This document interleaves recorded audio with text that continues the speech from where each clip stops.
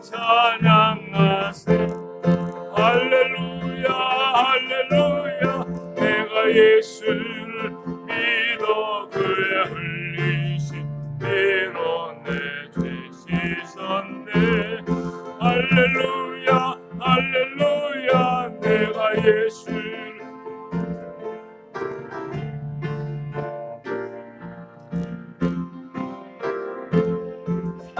자들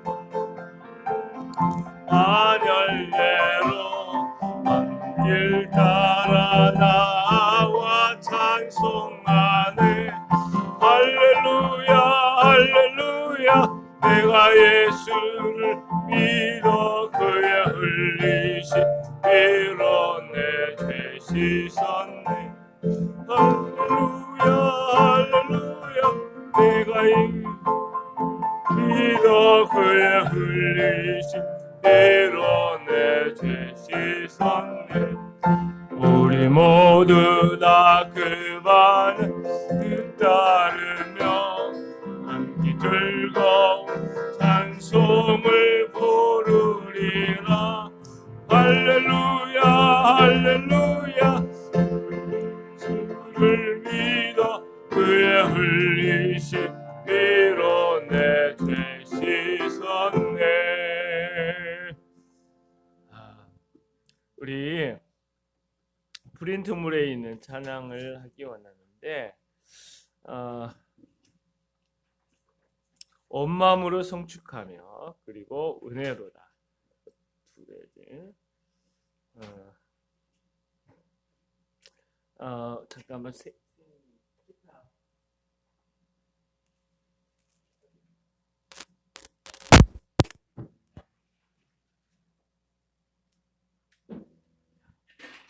하나 둘 셋 넷. 하나 둘 셋 넷. 온 마음으로 성축하리.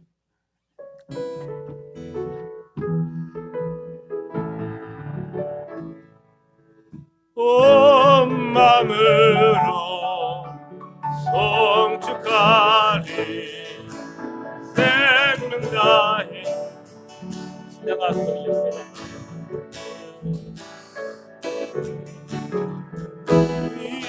내 모든 것 드려 주 경배 내 삶을 드려 주께 경배 드리리. 내 삶을 드려 주께 경배 드리리. 온 마음으로 성축하리. 생명 다해 주 섬기리. 나의 힘 나의 마 내 모든 것 드려 주 경배 내 삶을 드려 주께 경배 드리리. 내 삶을 드려 주께 경배 드리리. 시작됐네 우리 주님의 능력이 나의 삶을 다스리고.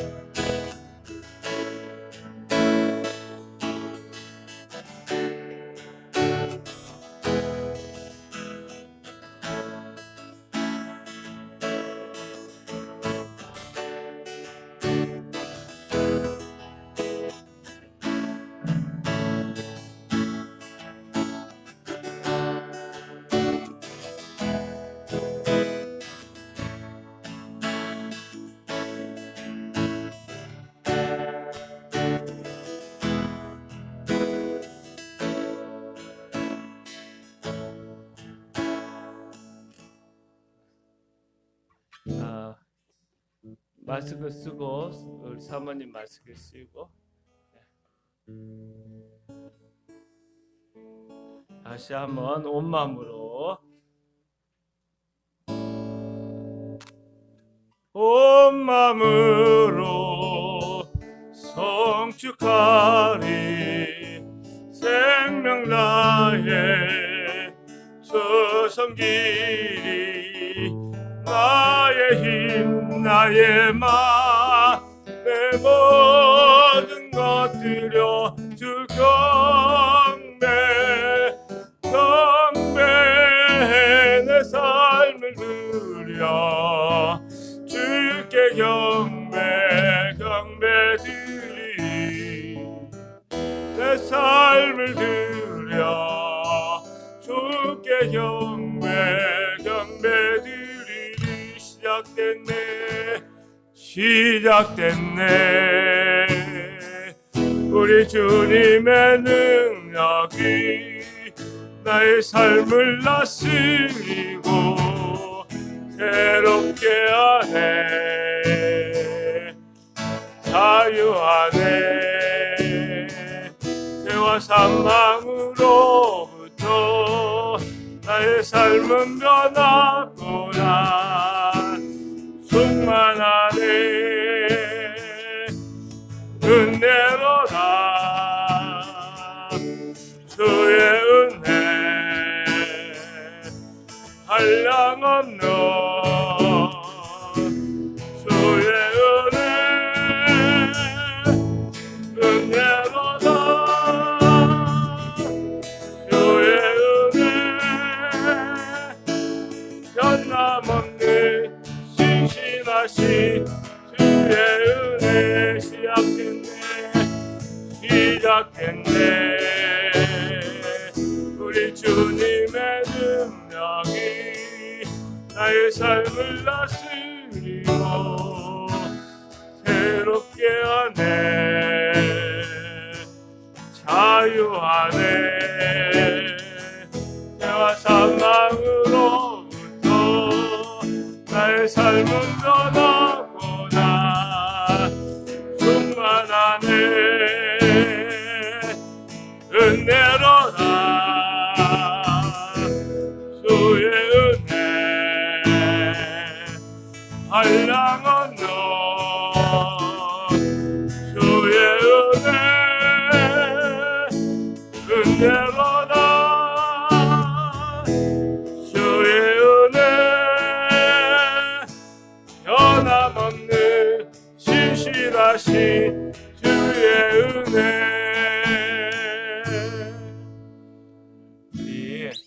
네 개 있는 향유옥합이 이게 봉헌 헌금송인데 1절만 한번 불러보겠습니다. 그냥 여기 있어요. 여기 있어요.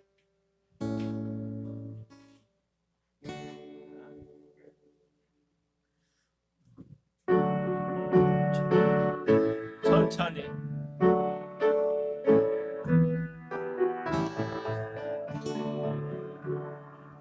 내게 있는 향유가 주께 가져와 그 발 위에 입 맞추고 배드립니다. 나를 위해 험한 산길 오르신 그 발 걸음마다 크신 사랑 새겨놓았네.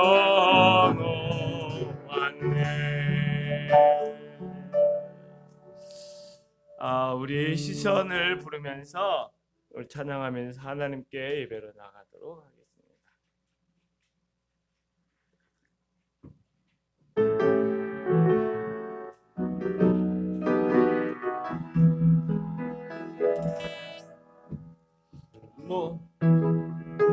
모든 시선을 주님께 드리고 살아계신 하나님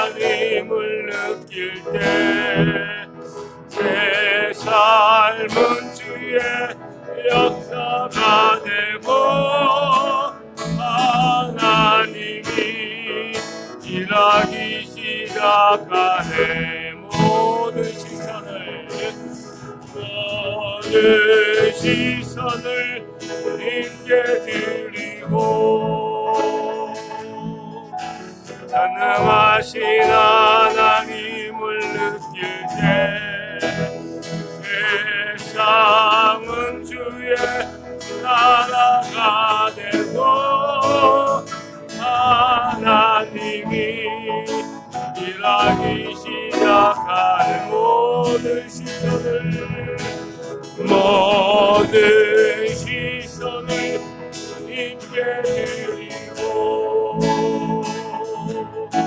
살아계신 하나님을 느낄 때 내 삶은 주의 역사가 되고 하나님이 일하기 시작한 모든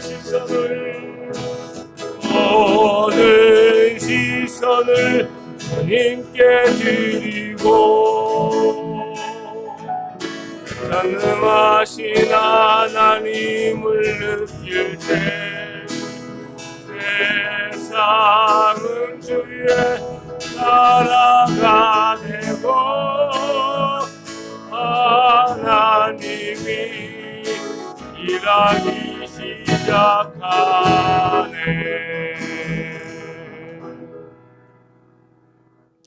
하나님은 영이시니 예배하는 자가 영과 진리로 예배할지니라.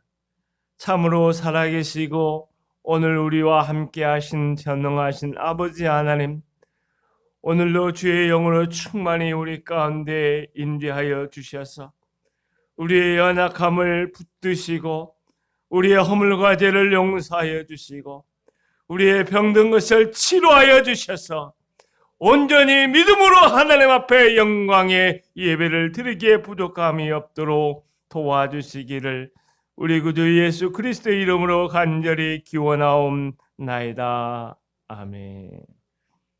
우리 찬송가 2장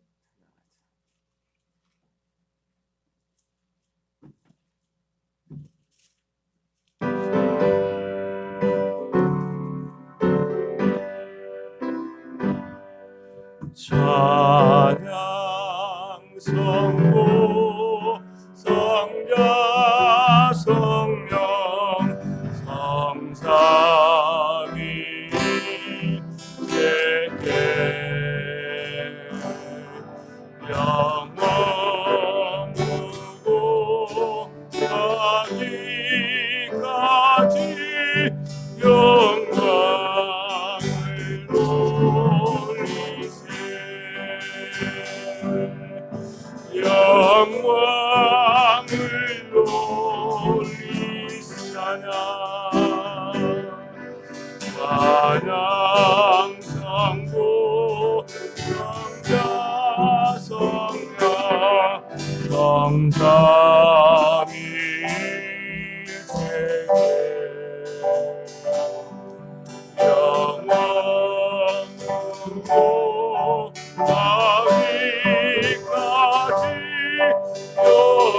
영광을 돌리세 영광을 돌리세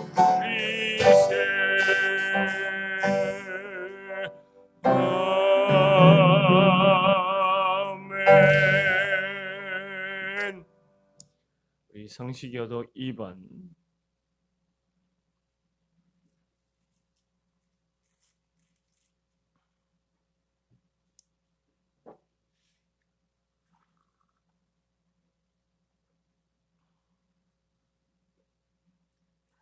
함께 교독하지요. 어찌하여 이방 나라들이 분노하며 민족들이 헛된 일을 꾸미는가? 여호와와 그의 기름 부음 받은 자를 대적하며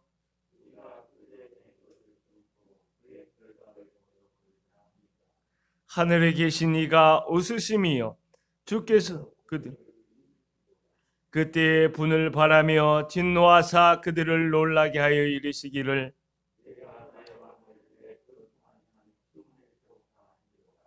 내가 여호와의 명령을 전하노라. 여호와께서 내게 이르시되 내게 구하라. 내가 이방 나라를 내 유업으로 주리니. 아멘. 이 시간은 지난 한 주간의 삶을 돌이켜보며 참회의 기도를 다 같이 드리도록 합니다. 다 같이 기도합니다.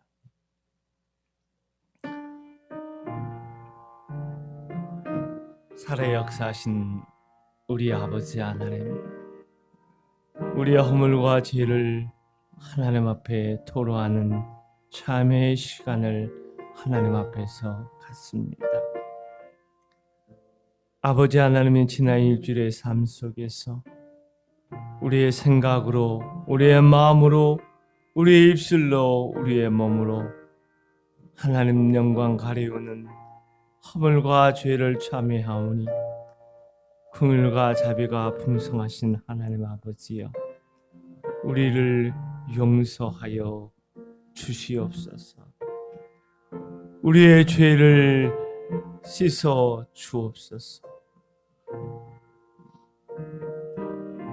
아버지 하나님, 주께서 기뻐하시고 축복하신 길을 외면하고 우리의 보기 좋은 대로 우리의 욕심을 따라 행하였던 우리의 죄와 허물을 토로하오니 나의 아버지, 나의 주님, 우리의 죄와 허물을 용서하옵소서.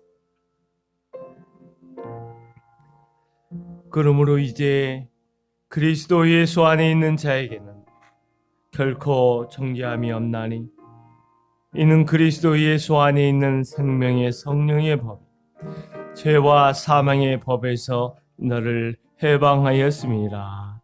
아멘. 우리 다 같이 신앙 고백을 하나님께 드립니다. 나는 전능하신 아버지 하나님, 천지의 창조주를 믿습니다. 나는 그의 유일하신 아들 우리 주 예수 그리스도를 믿습니다.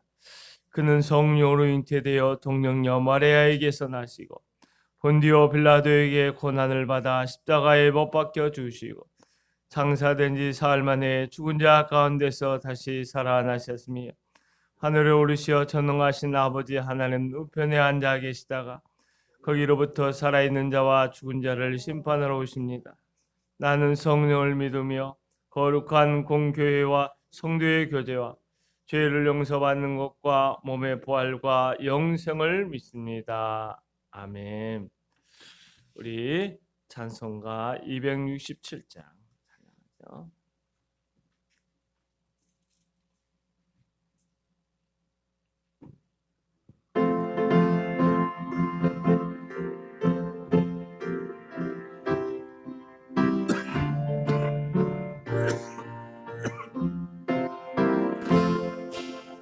주의 확실한 약속의 말씀 듣고 믿으며 구원을 얻으리라. 할렐루야 할렐루야. 내가 예수를 믿어 그의 흘리신 피로 내 죄 씻었네. 할렐루야 할렐루야. 내가 예수를 믿어 그의 흘리신 피로 내 죄 씻었네. 나의 갈 길이 험하고 위험하나 항상 예수의 도우심 믿고 가네. 할렐루야 할렐루야. 내가 예수를 믿어 그의 흘리신 피로 내 죄 씻었네. 할렐루야 할렐루야. 내가 예수를 믿어 그의 흘리신 피로 내 죄 씻었네. 주의 보좌에 천사들 둘러서서 우리 모두를 높이어 찬양하네.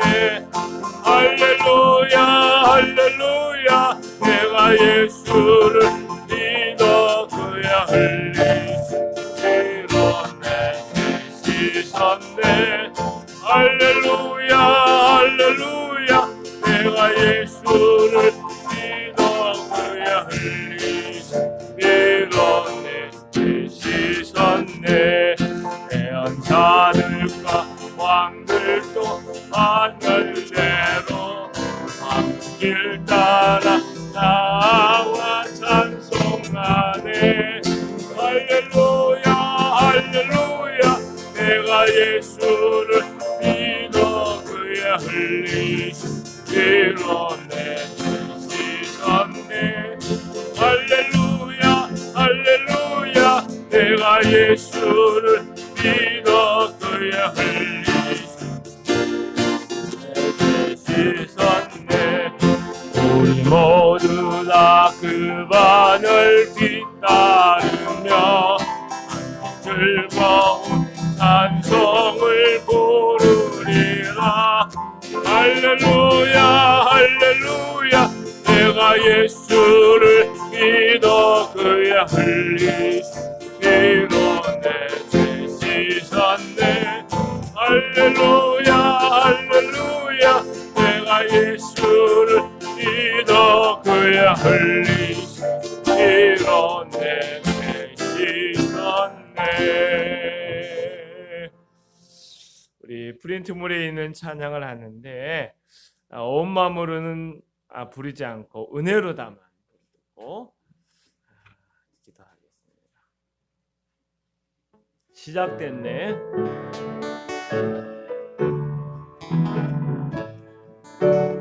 시작된 은혜로다. 시작됐네. 우리 주님의 능력이 나의 삶을 다스리고 새롭게 하네. 자유하네. 죄와 사망으로부터 나의 삶은 변하구나. 충만하네. 은혜로다. 주의 은혜 한량없는 주의 은혜 은혜로다. 주의 은혜 변함없는 신실하신 주의 은혜 시작됐네. 우리 주님의 능력이 나의 삶을 다스리고 새롭게 하네. 자유하네. 죄와 사망으로부터 나의 삶은 변하구나. 충만한 은혜로다. 은혜로다. 주의 은혜 한량없는 주의 은혜 은혜로다. 주의 은혜 변함없는 신실하신 주의 은혜 은혜로다. 은혜로다. 주의 은혜 한량없는 주의 은혜 은혜로다. 주의 은혜 변함없는 신실하신 주의 은혜 변함없는 신실하신 주의 은혜 변함없는 신실하신 주의 은혜 한 번 더 변함없는 신실하신 주의 은혜.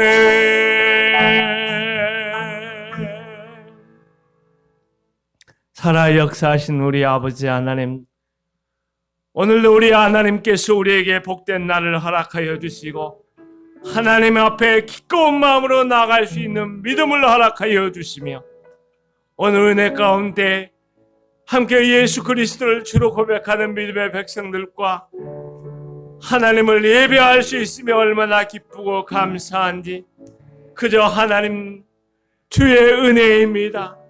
그저 하나님 주의 은혜입니다 고백하며 찬양할 수밖에 없습니다. 전능하신 우리 아버지 하나님, 오늘 우리 가운데 좌장하여 주셔서 우리가 온 마음으로 기쁨으로 하나님을 찬양하며 경배할 때에 우리의 예배를 받아 주시옵시고 하늘의 문을 열어주시며 성령으로 충만케 하여 주실 뿐만 아니라 우리에게 하나님의 위로의 말씀, 우리의 하나님의 능력의 말씀, 우리에게 하나님의 응답의 말씀, 우리에게 하나님의 병고침의 말씀, 회복의 은혜, 돌파의 은혜, 변화의 성숙의 은혜를 더하여 주시기 원합니다. 마음이 상한 자를 위로하여 주시고 우는 자의 눈물을 닦아주시는 아버지 하나님, 우리가 하나님을 만나기를 원합니다. 주의 음성을 듣기를 원합니다. 성령 받고 새로워지기를 원하오니 주여 우리를 도우소서. 이 나라 이 백성을 긍휼히 여겨 주소서. 코로나라고 하는 이 비상사태 속에서 아버지 하나님 지혜를 모으고 마음을 모아서 아버지 이 어려운 시기를 함께 돌파해 나갈 수 있도록 하나님이 이 나라 가운데 이 나라의 지도자들 가운데 은혜를 더하여 주시옵소서. 특별히 한국교회와 주의 종들과 주의 백성들에게 은혜 더하여 주셔서 올해 이 여름의 때를 하나님의 복음 증거의 귀한 때로 알고 하나님의 선을 행하며 하나님의 기쁘신 좋은 복음의 소식을 증거할 수 있도록 우리에게 은혜를 더하여 주시옵소서. 올 한 해 우리 성황교회가 놀랍게 부흥을 기대합니다. 예배가 부흥하기 원합니다. 우리 성도들의 삶이 부흥하기 원합니다. 하나님 함께하여 주시옵소서. 오늘의 예배로 말씀의 사역을 감당하는 이 부족한 종을 주의 성령이 은혜 더하여 주셔서 하나님의 놀라운 은혜의 말씀을 증거할 수 있도록 도와주옵소서. 주님 감사하고 우리 구주 예수 그리스도의 이름으로 기도하옵나이다. 아멘. 교회 소식을 말씀을 드립니다.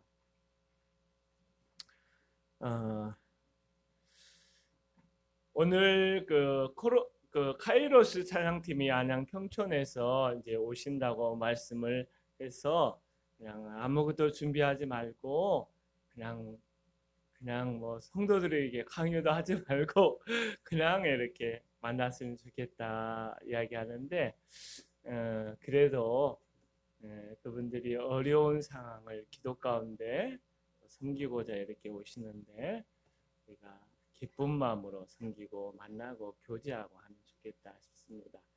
그래서 오늘은 우리가 지금 목장 예배가 중단이 되었기 때문에 식사를 다른 교회 같은 경우에는 어떤 교회는 식사를 안 하고 어떤 교회 식당에서 매주에 이렇게 식사하는 경우도 있던데 우리가 매일 그렇게 할 수는 없고 그렇게 한 여력도 안 되는데 또 오늘은 특별한 하나님의 선물을 받는 날이니까 우리 교회가 또 식사를 대접을 하려고 합니다. 그래서 특별히 또 서명희 집사 아버님 어머님도 오셔서 내가 얼마나 기쁘고 감사하고 행복한지 모릅니다.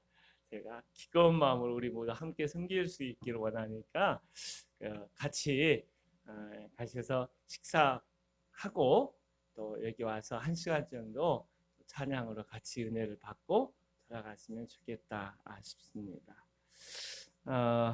1월달 수요 예배에 관한데 지난주 수요 예배는 제가 영상을 5시경에 녹화를 해서 이제 올렸거든요. 그런데 이번 주 수요일 날은 이제 그 밴드로 실시간으로 좀 바로 하면 어떨까 생각이 좀 들어서 7시 25분이나 이렇게 밴드를 오픈하고 7시 반에 저녁 수요일 날 저녁 7시 반에 예배를 한 30분 드릴까 생각을 합니다. 그래서 혹시 들어오시면 가서 좋아요가 아니라 이렇게 이거 있잖아요. 누르는 거 밴드에 올라와서 아니면 잠깐 아멘이라도 한마디 남겨주시면 좋겠습니다. 우리 내게 있는 향유옥함 우리 찬양하면서 봉헌 예배를 놓고 기도하도록 하죠.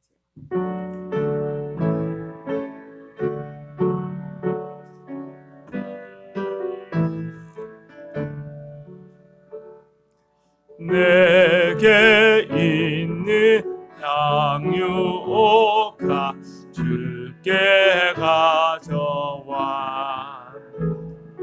그 발 위에 입 맞추고 내드립니다. 나를 위해 험한 산길 걸으신 그분 걸음마다 크신 사랑 새겨놓았네.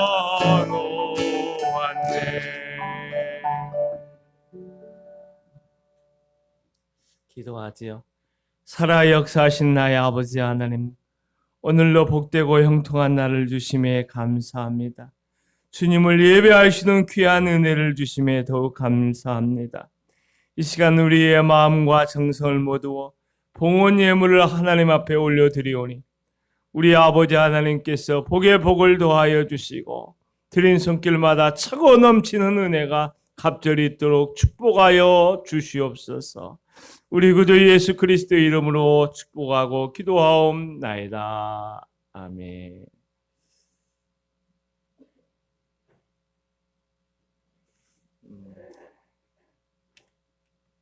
하나님의 말씀을 보도록 하겠습니다.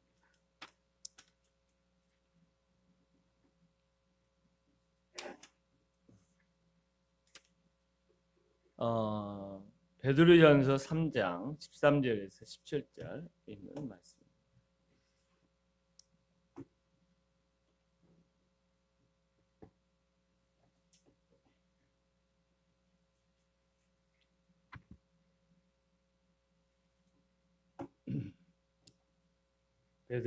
베드로전서 3장 13절에서 17절.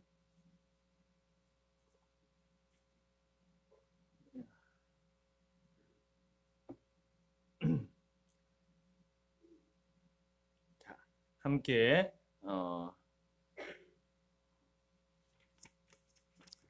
합독하도록 하죠. 다 같이 읽겠습니다. 시작.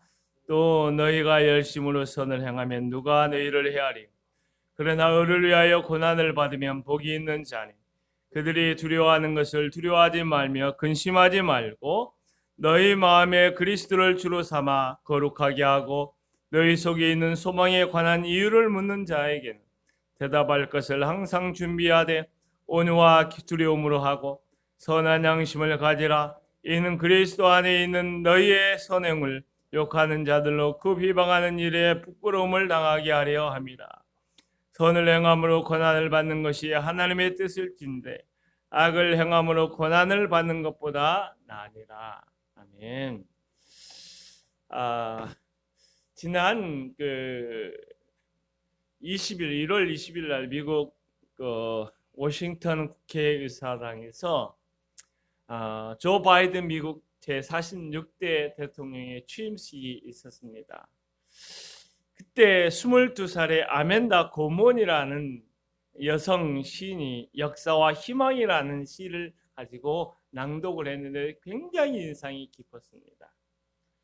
사실 22살의 아멘다 고먼은 청각 장애를 가지고 있었고 언어 장애를 가지고 있었지만 청각 장애를 극복하고 언어 장애를 극복한 시인이었습니다. 그녀는 쌍둥이 여동생과 함께 미혼모 밑에서 자라났지만 열심히 공부하고 꿈을 키워간 삶을 살아내므로써 하버드 대학에서 사회학을 공부하면서 시인으로서 자기의 길을 당당하게 걸어갔고, 하버드 대학에 다닐 때에 전국 청소년 시인으로 뽑히게 되었습니다. 그런데 이번에 조 바이든 대통령의 영부인이었던 질 바이든 여사가 아멘다 거몬의 시를 참 많이 좋아했던 모양입니다. 그래서 이분이 대통령 취임식에 대통령 취임식 시인으로 선정하도록 추천을 했고, 그녀는 와서 시를 낭송하는 그런 일을 했습니다. 그녀는 시 낭송하기 위해서 앞에 섰을 때 빨간 머리띠와 노란색 코트를 입고서 이렇게 시 낭송을 시작을 했습니다. 날이 밝으면 우리는 스스로에게 묻습니다. 이 끝없는 그늘에서 빛을 찾을 수 있는 곳은 어디입니까? 제가 이 시를 보면서 그녀가 언급한 끝없는 그늘이 뭘까를 생각해 보니까 아직 그녀 자신이 겪어왔던 고난을 이야기하는 것일 뿐만 아니라 아직도 끝나지 않은 그녀의 고난의 먼 여정을 가리키는 것이 아닐까라는 생각을 하게 되었고, 또한 끝없는 그늘이라고 하는 것은 현재 세계와 미국이라는 나라가 처하고 있는 고난에 끝나지 않은 깊은 어려움을 대변해서 이야기하고 있다고 생각이 들었습니다. 그러면서 그녀가 노래한 것처럼 고난을 넘어서 빛이 임하기를 원하는 것은 고난을 당하는 사람들의 공통된 기도라 생각을 하게 되었습니다. 오늘 우리 그리스도인들은 우리가 당하고 있는 고난에 대해서 어떻게 생각해야 할 것인가? 참 고난에 대해서 그리스도인으로서 가져야 될 생각이 뭔가에 대한 고민들이 참 많이 있습니다. 그런데 오늘 본문의 말씀은 네 가지 측면에서 이 고난을 우리가 다각적으로 조명해서 이제 베드로 사도를 통해서 이제 성도들에게 들려주고 있는데, 네 가지. 첫 번째는 선행과 고난에 대해서 말씀을 하고 있어요. 그리고 두 번째는 의를 위한 고난에 대해서 말씀하고 있고, 세 번째는 고난과 복음 증거에 대해서 말하고 있고, 네 번째는 고난과 양심의 문제를 오늘 언급을 하고 있습니다.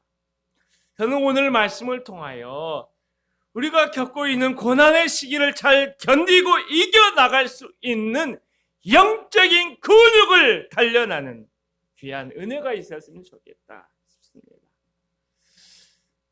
처음에 베드로 사도는 고난과 선한 행실에 대해서 13절에서 이야기하고 있는데, 우리 프린트물 함께 읽어보지요. 베드로전서 3장 13절 시작. 또 너희가 열심히 선을 행하면 누가 너희를 헤아리요. 고난 당하고 있는, 고난을 직면하고 있는 그리스도인들에게 여러분이 열심히 선한 일을 하면 누가 여러분을 해코지 하겠습니까? 라는 말씀으로 시작을 하고 있습니다. 이 말씀을 우리가 앞에서 언급했던 국가의 영역, 또 일터의 영역, 그리고 가정의 영역에서 한번 생각을 해보지요. 정부는 하나님께서 왜 정부를 만들어 주셨느냐 하면 정부가 선한 일을 독려할 수 있도록 하기 위해서 정부가 세워졌기 때문에 선을 행하는 그리스도인들은 국가의 영역에서 걱정할 필요가 없다라고 하는 거죠. 일터에서도 주인이 자기가 시키는 대로 열심히 하는 크리스찬 종들에 대해서 벌을 줄 거라 그런 생각을 할 수가 없어요. 왜냐하면 일을 너무나 잘하니까, 열심히 하니까. 가정에서도 믿지 않는 남편에게 크리스찬 아내들이 열심히 선을 행하고 남편에 순종하고 가정 일을 잘 돌보면 남편이 아내를 사랑하지 않을 수가 없는 것입니다. 그렇기 때문에 이 말씀의 핵심은 뭐냐면, 열정적으로 선을 우리가 행하면 아무도 우리를 해할 수 없다라는 강한 확신을 가지고 성도들에게 이야기를 해주고 있는 것입니다. 베드로 사도가 이 말을 할 때는 자기가 생각해서 열심히 선을 행하면 그냥 세상 사람들이 웃는 얼굴에 침을 뱉을 수 없는 것처럼 해코지하지 않을 것이다. 자기가 생각해서 그런 이야기를 한 것이 아니라 철저하게 하나님의 말씀에 근거해서 이렇게 이야기한 거예요. 그가 접한 말씀이 뭐냐면 시편 34편인데 거기에 나오는 말씀을 베드로 사도는 12절 말씀에 인용을 해서 이야기를 했어요.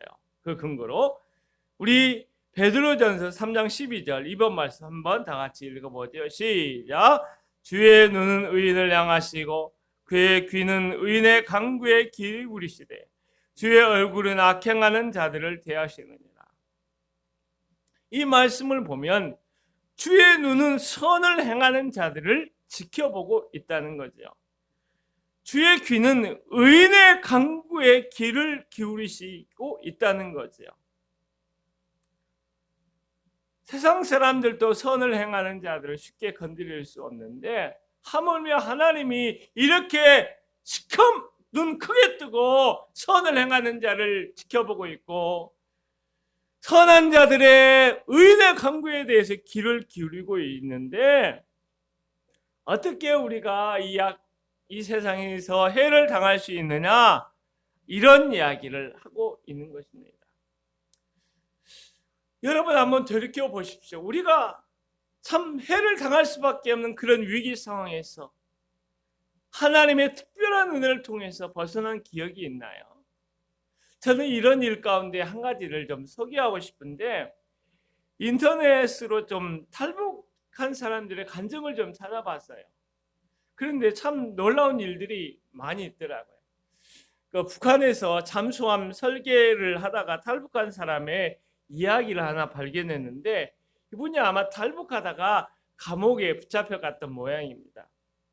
온갖 고문을 당하기도 하고 노동을 하기도 하고 또 배급이 제대로 안 돼서 밥을 쫄쫄 굶기도 하고 이런 시간을 보내다가 다시 탈출을 시도해서 두만강을 건너는데 감옥에서 제대로 먹지도 못하고 제대로 움직이지도 못하고 운동도 못하고 고문당하고 이렇게 하다 보니까 힘이 없잖아요. 헤엄쳐 갈 수 있는 힘이 없어요. 조금 건너다가 이렇게 맞아. 조금 건너다가 이렇게 되고. 그래서 자기가 여기서 죽는가 보다 생각을 하는 그때에 저 마침 나무가 뿌리째 뽑혀서 떠내려오는 나무를 발견하고 그 나무를 붙잡고 그 위에 올라가서 살아나가지고 우리 한국 대사관으로 와가지고 우리 한국에서 온 그런 분의 이야기더라고요. 자기 자신이 그 물에 빠졌을 때 도망을 건너다가 헤어나올 수 없는 그 절박한 순간에 세상하면서 이분이 울면서 부르는 찬양이 있다는 거예요. 이 찬양이 뭐냐면 약한 나로 강하게, 약한 나로 강하게, 강한 나, 이거 있잖아요. 이 찬양인데 이분이 특별히 3절의 말씀에 깊은 은혜를 받았나 봐요. 깊은 강에서 주가 나를 일으키셨도다. 구원의 노래 부르리 예수 자유 주셨네. 할렐루야. 깊은 강에서 주가 나를 일으키셨도다. 구원의 노래 부르리 예수 자유 주셨네. 한 번 더 같이. 깊은 강에서 주가 나를 일으키셨도다. 구원의 노래 부르리. 예수 자유 주셨네. 이분이 좋아하는 또 성경 말씀이 있다는 거예요. 자기가 그렇게 어려운 상황, 죽음의 고비에서 하나님의 은혜로 건짐을 받고 보니까 하나님의 말씀이 확 들어온 것이 있는데, 이사야 43장 1절 2절 말씀이에요. 우리 한번 다 같이 읽어볼까요? 시작. 야곱아, 하늘을 창조하신 여호와께서 지금 말씀하시느니라. 이스라엘의 하늘을 지으신 이가 말씀하시느니라. 너는 두려워하지 말라. 내가 너를 구속하였고 내가 너를 지명하여 불렀나니 너는 내 것이라. 내가 물 가운데로 지날 때 물이 너를 침몰하지 못할 것이며 내가 불 가운데로 지날 때 타지도 아니할 것이요 불꽃이 너를 사리지도 못하리니 대저 나는 여호와 내 하나님이요 이스라엘의 거룩하니요 내 구원자임이라. 내가 애굽을 너의 속량물로 구스와 스바를 너를 대신하여 주었노라. 할렐루야. 사랑하는 성도 여러분, 여러분이 어려운 상황에 있을 때 여러분을 붙잡아 주시고 여러분이 위기의 상황에 있을 때 여러분을 건져주시는 전능하신 하나님의 은혜를 깊이 체험하는 놀라운 축복의 문이 오늘 이 시간 활짝 열리기를 주의 이름으로 축원합니다. 할렐루야. 야곱 하늘을 창조하신 여호와께서 지금 말씀하신대. 두려워하지 말라. 물 가운데로 지날 때에 물이 너를 엄몰하지 못하게 하고 불 가운데로 지날 때에 불이 사르지 못하겠다고 약속을 하고 있는 거예요. 이런 삶의 기적이 우리 가운데 일어나서 우리 주 예수 그리스도의 놀라운 은혜를 간증한 일들이 날마다 우리 가운데 있었으면 좋겠다 싶습니다. 그런데 여기서 오해하지 말아야 될 일이 있습니다. 우리를 아무도 해야 할 사람이 없다고 하는 것이 우리에게 전혀 조금도 고난이 없다는 것을 이야기하지 않는다는 것입니다. 여기서 헤아리오에 해당하는 말은 카코스라는 말이에요. 이것은 어떤 말이냐면 육체적으로 고통을 가한다라는 그런 말이 아니라 도덕적으로 영적으로 나쁜 가치 없는 상하게 하는 이런 뜻을 가지고 있는 거예요. 다시 말하면 우리가 하나님이 기뻐하는 선한 일을 열정적으로 감당할 때 세상의 어떤 것도 우리를 하나님 앞에서 나쁘게 몰아갈 수 없고 하나님 앞에서 우리를 가치 없는 존재로 만들 수가 없고 하나님의 자녀됨을 상하게 할 수 없다는 이것을 강하게 반복해서 이야기를 하고 있는 것입니다. 그렇기 때문에 베드로 사도는 여기에서 한 가지를 탁 짚어주는데 그 뭐냐면 너희가 고난을 두려워하거나 염려하지 말고 너희가 고난의 와중에 있음에도 정말 열정적으로 선을 행하고자 하는 열정이 너희 안에 있는가 한번 점검해 보라 라면서 고난에 대한 말씀의 서론적인 이야기를 하고 있는 것입니다.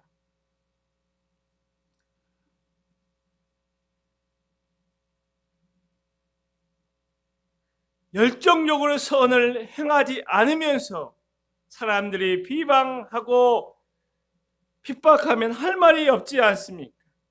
그래서 17절에 말하기를 선을 행함으로 고난을 받는 것이 하나님의 뜻일진데 악을 행함으로 고난받는 것보다 나으니라 이렇게 이야기를 하고 있는 것입니다. 어느 목사님은 오늘날 그리스도인의 문제가 뭘까? 그것은 열정의 부재다 이런 말을 쓰고 있어요. 다시 말하면 하나님을 향한 열정, 예배를 향한 열정, 말씀에 관한 열정, 선을 행하고자 하는 열정이 아예 없는 것이 현대 그리스도인들의 문제다. 그렇게까지 이야기하고 있습니다.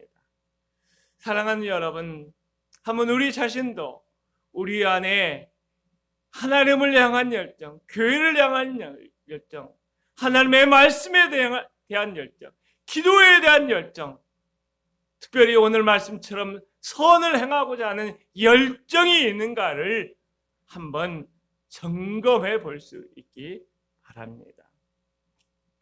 두 번째 말씀은 의를 위하여 고난 받으면 복이 있다. 이런 말씀으로 시작을 하고 있습니다. 사람들이 선을 행하면 무엇을 기대할까요? 다른 사람에게 해코지 당할 것이라 아마 그런 생각은 안 할 거예요. 그런 생각보다는 내가 선을 행하니까 뭔가 내게 좋은 일이 있을 거야. 하나님께서 나에게 상을 주실 거야. 그런 생각을 하지 않을까 싶습니다. 이 말씀이 참 맞는 것 같아요. 제가 신명기 오늘 언급하지 않고 있지만 신명기 6장 18절에 보면 너희가 정직하여 선한 일을 행하면 너희에게 아름다운 땅을 주겠다. 내가 맹세코 주겠다. 이런 말씀을 하고 있어요. 하나님은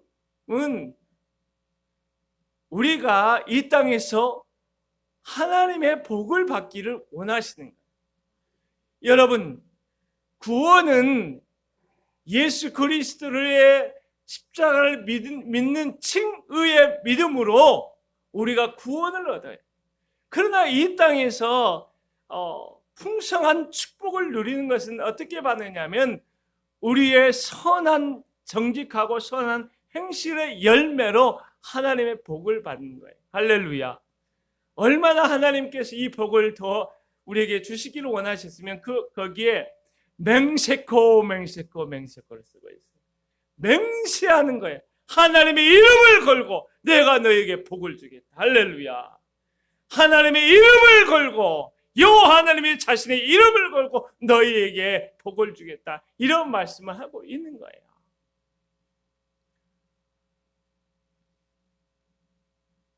사실 그런데도 불구하고 우리가 예수 그리스도를 믿고 주님을 따르다 보면 예기치 않는 일들이 일어나요. 고난이 있어요.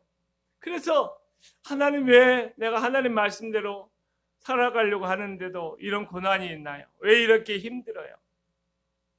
어찌 보면 이 질문은 베드로의 말씀을 듣는 당시에 그리스도인들이 가지고 있었던 공통된 질문이 아니었을까 싶고, 또 오늘날 어려움을 당하는 오늘날 크리스천들이 하나님을 향하여 갖는 질문이 아니었을까 싶습니다.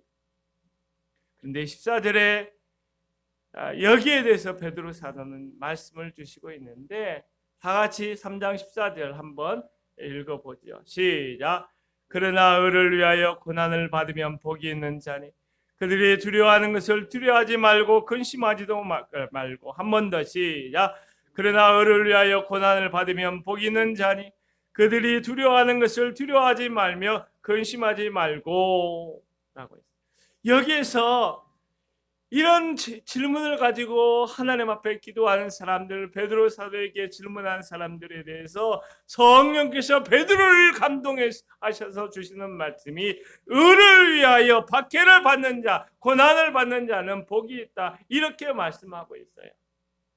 아마도 베드로 사도가 성도들에게 이런 질문을 받았을 때 베드로 사도는 예수 그리스도께서 주신 팔복의 말씀을 떠올리지 않았을까 싶어요. 우리 마태복음 5장 10절 12절 말씀 한번 읽어볼까요? 자, 시작. 의를 위하여 박해를 받는 자는 복이 있나니 천국이 그들의 것입니다. 나로 말미암아 너희를 욕하고 박해하고 거짓으로 너희를 거슬러 모든 악한 말을 할 때에는 너희에게 복이 있나니 기뻐하고 즐거워하라. 하늘에서 너희 상이 금이라. 너희 전에 있던 선지자들도 이같이 받게 하였느니라.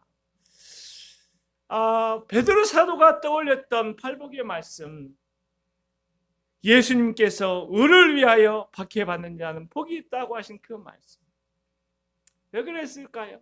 천국이 그들의 것이기 때문이다, 욕하고 박해하고 거짓으로 거슬려 모든 악한 말을 할 때는 오래 기뻐하고 즐거워하라 말씀하고 있어요. 왜냐하면 하늘에서 받을 상이 크기 때문이다. 이렇게 이야기를 하고 있어요. 이런 예수 그리스도의 말씀에 대해서 또 베드로 사도의 말씀에 대해서 세상 사람들은 어떻게 생각할까 좀 생각해 보니까 그것은 우리가 자신들이 받아들일 수 없는 어찌 보면 몽상적인 이야기라고 말할지도 모르겠습니다. 왜냐하면 착하게 살면 손해보는 경우가 의외로 많기 때문에 그래요. 저는 세상 사람들이 그렇게 평가하고 그렇게 생각하는 것은 어찌 보면 당연하다라고 생각을 합니다. 그런데 여기 보니까 주님은 의를 위하여 고난받는 것, 박해받는 것, 복이 있다 말씀하시는 거예요. 베드로 사도 역시 세상 사람들과 똑같이 생각하지 않았을까? 아, 예수님 말씀 참 좋은 말씀이에요. 참 당연한 말씀이에요.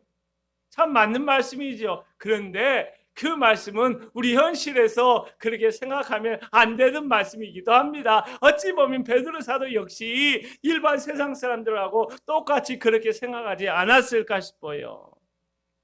그런데 오늘 여기 보니까 베드로 사도는 그렇게 생각하지 않을 뿐만 아니라 동일한 고난을 받고 있는 성도들에게 의를 위하여 받는 고난은 고난을 받으면 복이 있다, 이렇게 말씀하고 있어요. 베드로 사도가 어떤 사고의 변화를 겪었을까? 왜 이렇게 말할 수 있었을까? 단 한 가지예요. 예수 그리스도의 십자가를 경험하니까. 할렐루야. 예수 십자가를 온몸으로 경험하고 성령으로 은혜를 받고 보니까 이 말씀에 대해서 자기도 모르게 아멘, 아멘, 아멘이 나오게 되더라는 것이죠. 사랑하는 여러분, 우리가 예수 그리스도의 십자가를 우리의 마음으로, 우리의 심령으로 깊이 경험하지 못하면 의를 위하여 고난받는 거 싫어요, 하나님. 그것은 복이 있는 게 아니고 나한테는 저주예요, 하나님. 나한테는 고통이에요. 나에게 그런 것을 요구하지 마세요. 나는 편하게 신앙생활하고 싶어요. 난 본드 있게 좀 신앙생활, 사람들에게 좀 박수 받으면서 내 어깨를 펴고 이렇게 생각하고 싶은데 왜 나한테 끊어지지, 계속해서 고난이 찾아오고 어려움이 찾아오고 감당하기 어려운 일들이 나에게 벌어지는 건가요? 하나님, 저 이거 원치 않아요. 아마 베드로 사도도 그러지 않았을까? 초대교회 성도들도 베드로 사도에게 베드로 사도요, 우리는 그렇게 살고 싶지 않아요, 이렇게 말하지 않았을까? 그런데 베드로 사도가 예수 그리스도의 십자가의 은혜를 깊이 만나고 성령을 받고 보니까 눈이 열리게 되는 거야. 할렐루야. 고난을 새롭게 바라볼 수 있는 눈이 열려요. 십자가를 새롭게 바라볼 수 있는 눈이 열려요. 아, 예수 그리스도께서 의를 위하여 박해받는 십자가의 자리에 서셨구나. 아멘.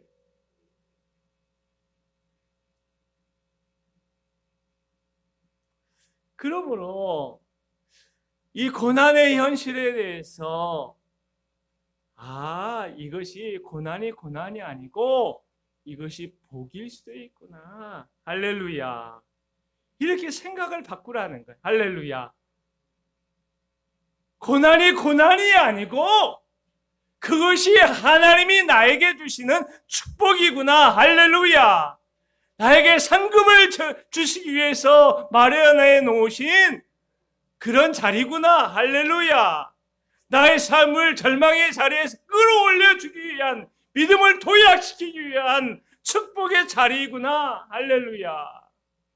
내가 하나님을 깊이 만날 수 있도록 도와주는 그런 재료이구나. 할렐루야. 이렇게 바라볼 수 있도록 너의 생각을 좀 바꾸라. 이렇게 지금 격려하고 있는 거예요. 아멘. 여러분, 어려움이 있습니까?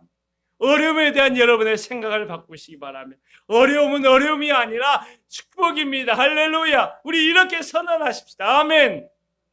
이렇게 결단하고 이렇게 바라보기를 원합니다.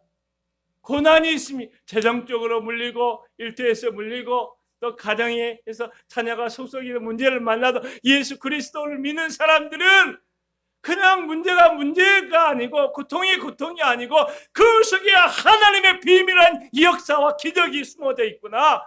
이것을 봐야 된다는 거예요. 이것을 보지 못하면 끊임없이 불평할 수 있고 끊임없이 원망할 수 있고 끊임없이 힘들어할 수밖에 없어요.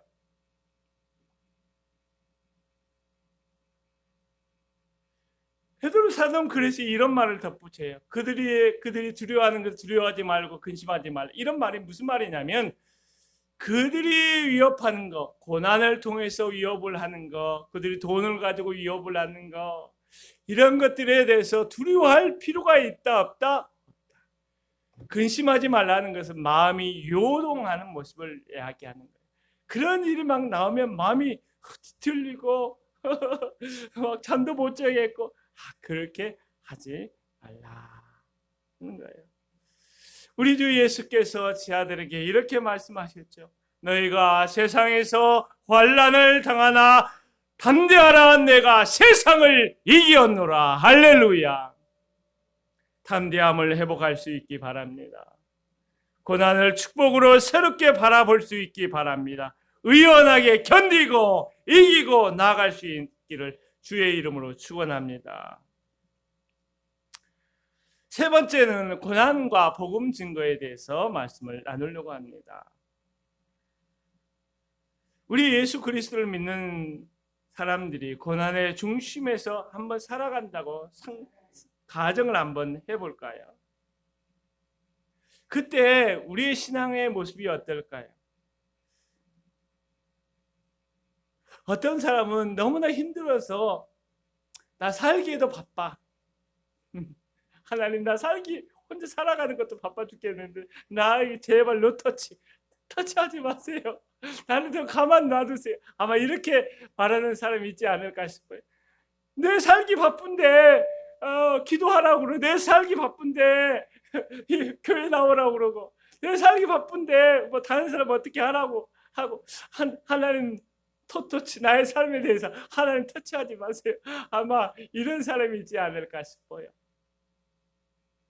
고난을 당할 때 내가 감당해야 될 사명, 내가 있어야 될 자리를 내팽개치고 도망가는 사람들이 얼마나 많은지 몰라요.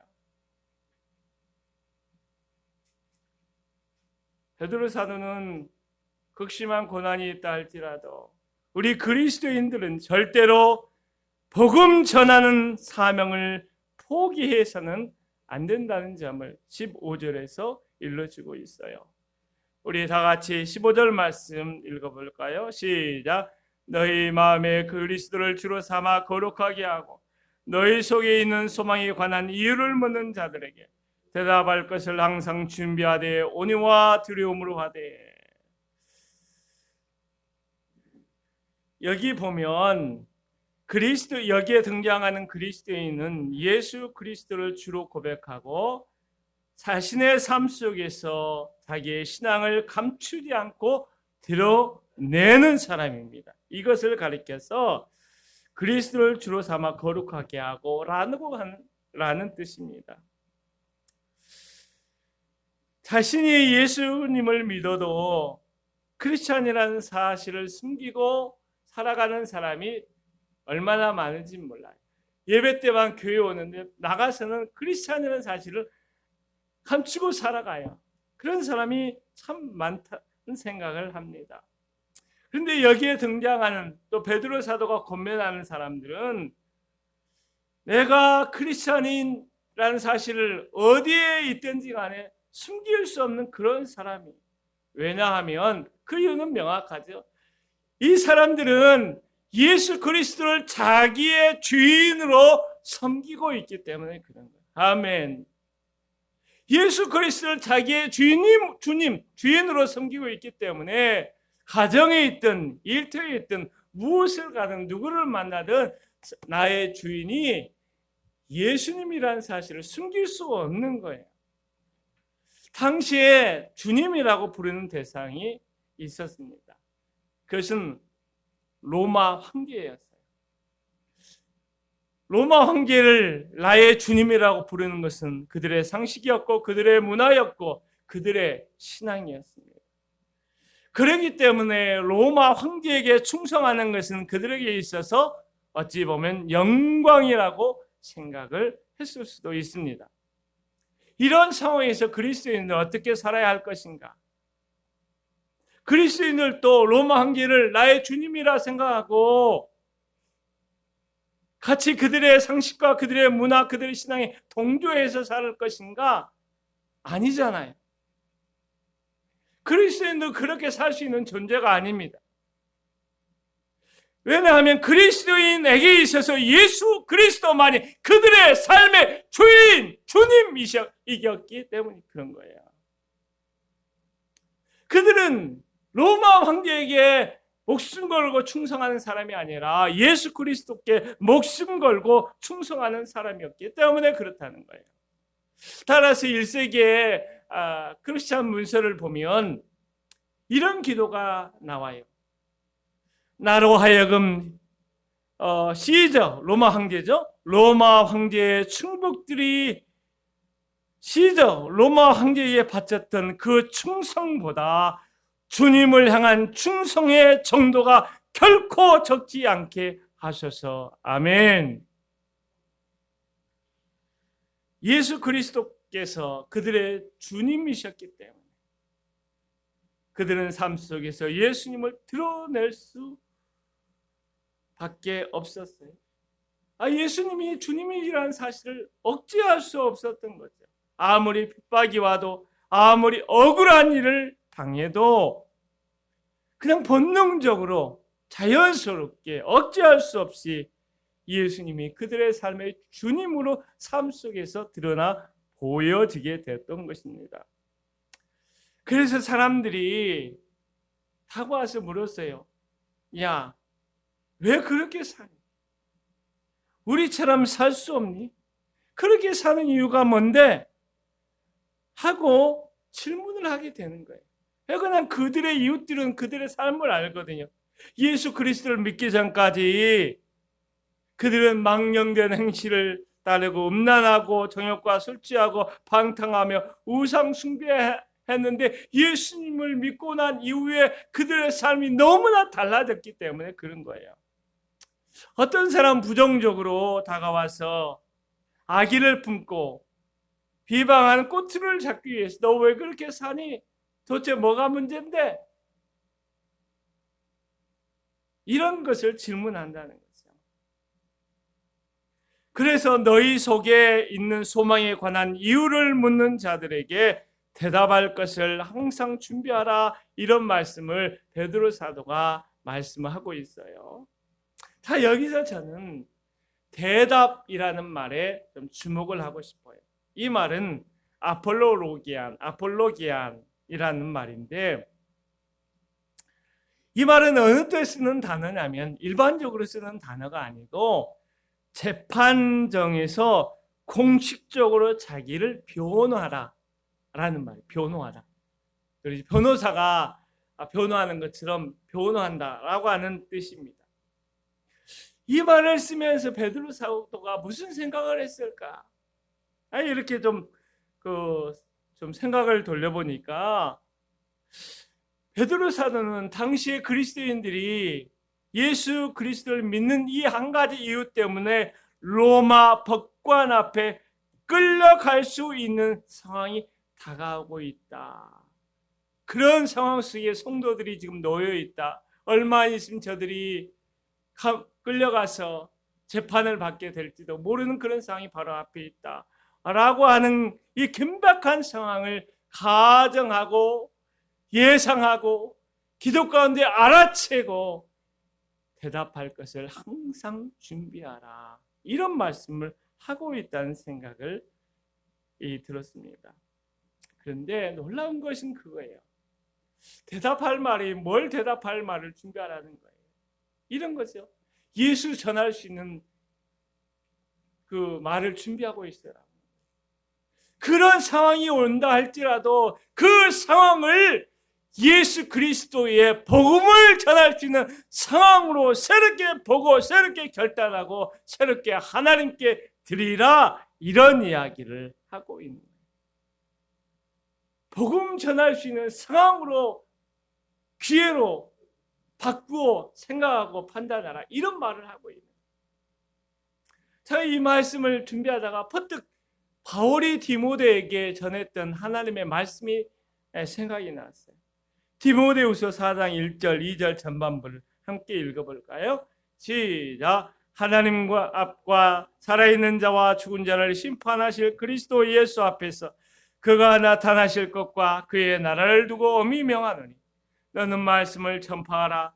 때를 얻든지 못 얻든지 항상 힘쓰라. 여러분, 때를 얻든지 못 얻든지 항상 힘쓰라는 말씀을 다시 한번 가슴에 새겨봤으면 좋겠어요. 살기 좋은 때도 복음을 전해야 하지만 정말 어려운 때 복음을 전해야 합니다. 코로나 상황이지만 우리는 지혜를 모아서 복음을 전할 수 있는 새로운 영역들을 개척하고 관계를 개척하고 풀어가야 합니다. 정말로 일터에서 어려운 사람, 예수 그리스도를 해답으로 제시할 수 있는 간증을 새롭게 가지고 그런 간증을 달라고 기도하고, 여러분 우리도 어렵잖아요. 그런데 하나님 앞에 기도하고 하나님 앞에 부르짖어 나갔다가 하나님이 채워주시고 하나님이 풀어주시고 하나님이 도와주셨던 그 복음의 스토리를 하나님 만들어 달라고 기도하면 하나님이 어떻게, 하나님 왜 그런 이야기를 하느냐, 왜 그렇게 하나님 이 스토리를 가지고 예수 전하려고요. 지금 일터에 어렵고 물질적으로 어렵고 여러 가지 복온 사람들에게 하나님이 나에게 만들어주신 예수 그리스도의 놀라운 축복의 이야기를 가지고 그들에게 복음을 전하려고요. 그렇게 하면 어떨까 싶어요. 근데 여기에서 베드로 사도는 복음을 전할 때, 고난 중에서 복음을 전할 때, 재판정에서 복음을 전할 때 특별히 두 가지를 언급을 하고 있어요.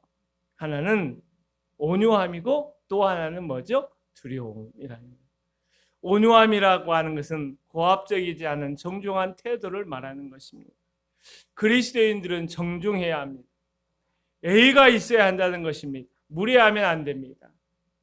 젊은 사역자들이 교회 나이 드신 어른들을 함부로 대하면 절대 안 돼. 그것은 진짜 무례한 일입니다. 또 성도들이 젊은 사역자에게 무례하면 안 됩니다. 예의 없는 것입니다. 성도들 간에 에티켓을 지켜야 합니다. 그런데 하물며 그렇게 교회에 산다면 예수 믿지 않는 사람에게 대해서 우리의 예의를 지키지 않는 일을 하면 복음을 전할 수 있고 그 사람이 복음을 받아들일 수 있겠습니까? 재판정에 끌려가 있는 재판받는 그 상황이 있다 할지라도 나에게 해코지 않은 그 인간들 앞에서 예의를 잃지 말라, 이렇게 지금 언급을 하고 있는 것입니다. 또 하나가 두려움이라는, 이 두려움은 사람을에게 두려워하는 그 두려움을 가지라는 말이 아니라 하나님을 두려워하는 마음으로 그 자리에 서라, 이런 말을 하고 있는 것이죠. 이 두려움과 관련해서 참 재미있는 스토리가 있는데 출애굽기 1장에 나오는 이야기예요. 출애굽기 1장에 보면 그 히브리 산파 십부라와 부하라는 여자들이 나옵니다. 애굽 왕 바로가 이스라엘 사람들의 인구의 수가 급격하게 증가하니까 이 두 사람을 특별히 불러가지고 엄하게 명령을 했어요. 야, 딸이 태어나면 살려두고 남자아이가 태어나면 다 죽이라, 이런 이야기를 하고 있어요. 그런데 이 두 여자들이 이 왕의 명령을 들었을까요? 안 들었을까요? 들었을까요? 안 들었을까요? 김세영, 들었을까? 안 들었을까? 안 들었어요. 근데 성경은 놀랍게 왜 안 들었느냐 이야기를 해보니까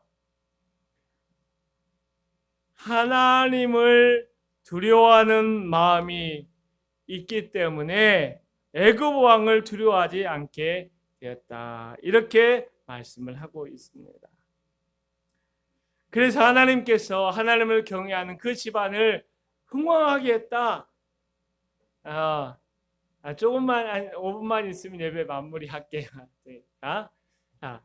이런 축복의 말씀을 하고 있습니다. 베드로 사도는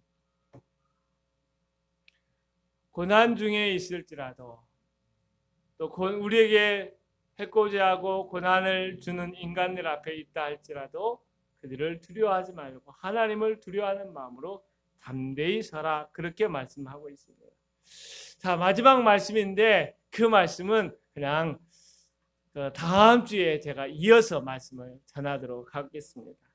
자, 마지막 찬양 부르고 예배를 마치도록 하겠습니다.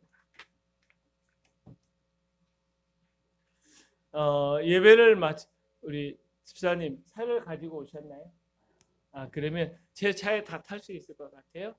타가지고 전농사거리로 가서 식사를 하면 좋을 것 같아요. 우리 크신 일을 이루신 하나님,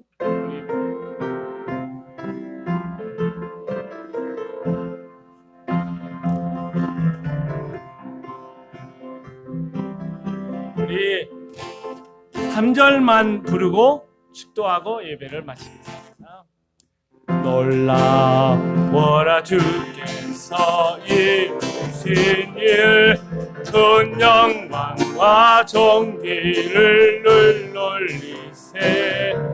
우리의 주님 우리를 구하시니 이 즐거움 다 증량 못하리라. 주찬양 주찬양 큰 소리로 찬양, 주찬양 주찬양 예수로 찬양. 만내 성들 모여서 찬양하세. 이 크신 일 이루신 하나님. 주찬양 주찬양 주찬양 큰 소리로 찬양, 주찬양 주찬양 기쁨으로 찬양. 만내 성들 모여서 찬양하세. 이 크신 일 이루신 하나님께.